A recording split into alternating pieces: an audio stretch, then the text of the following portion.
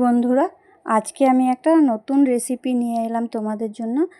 কলা পাতায় করে ডিম ভাজা। তো সেটা আমি তাতে কি মশলা দেবো সেটা আমি দেখিয়ে দিচ্ছি তোমাদের। আমি কয়েক কোয়া রসুন নিয়ে নিয়েছি, আর 1.5 চামচ মতো আমি পোস্ত নিয়ে নিলাম।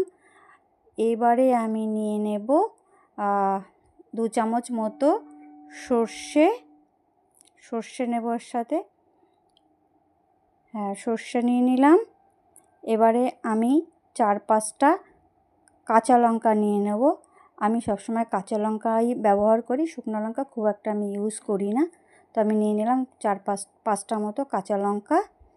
এবারে আমি এটাকে ভালো করে পেস্ট করে নেব। এবারে আমি ডিম পাতায় করব, তো পাতাটা একটু আগুনে সেঁকে নিলাম। এরপর আমি একটু এতে রাইস ব্র্যান অয়েল মাখিয়ে নিলাম। একটু পাতাটা সেঁকে না নিলে ফেটে যাওয়ার চান্স থাকে, তাই আমি একটু গরম করে নিয়েছি। এইবারে আমি রাইস ব্র্যান অয়েল মাখিয়ে, আর এর মাঝখানে আমি একটু আলু ভাজা দেবো।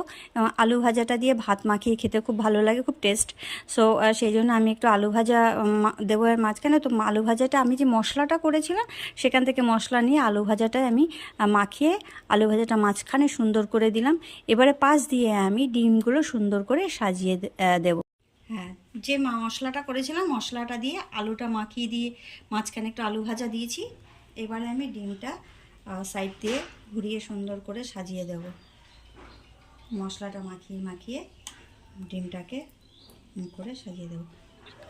এটাকে আমি মাখিয়ে সাজিয়ে দিয়েছি। এবার এটা আমি এই যে চাটু বসিয়ে নিয়েছি, এটাতে আমি দিয়ে দিলাম। এইবারে এটা আস্তে আস্তে করে অল্প মানে গ্যাসকে সিম করে দিয়ে এরকম এটাকে আমি ঘুরিয়ে 5 মিনিট 10 মিনিট বাদে এটাকে আমি ঘুরিয়ে দিতে হবে। চারিপাশ ঘুরিয়ে যখন গ্যাসটাকে সিম করে দিয়ে ভেজেছি, এবার দেখো জলটা ছেড়ে দিয়েছিল আলুর, জলটা একদম শুকিয়ে গেছে। এইবারে তেলটা ছেড়ে দিয়েছে। এইবারে আমি এটাকে উল্টে দেবো, উল্টো পাশটাকে সুন্দর করে আবার একটু ভেজে নেব। তো দেখে নাও তোমরা। দেখো উল্টে দিয়েছি পাতাটা। এই পাতাটা উপরটা এরকম লাল লাল হয়ে গেছে, দেখো হালকা হালকা। এটা যখন পুরো জলটা চেনে যায় তখন এরকম হয়ে যায়। তো এবার আমি এটাকে তুলে দিয়ে উল্টে দিয়েছি আর একটা পাতা দিয়ে।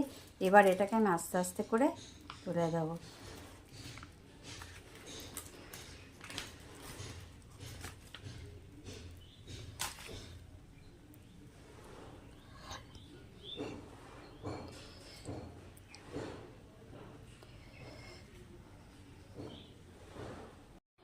এবার আমি এটার উপরে একটু এটা হয়ে গেছে ভাজা। এবার এর উপরে আমি একটু সর্ষের তেল ছড়িয়ে দিলাম, দিয়ে 2 মিনিট একটু ঘুরিয়ে ভেজে নেব।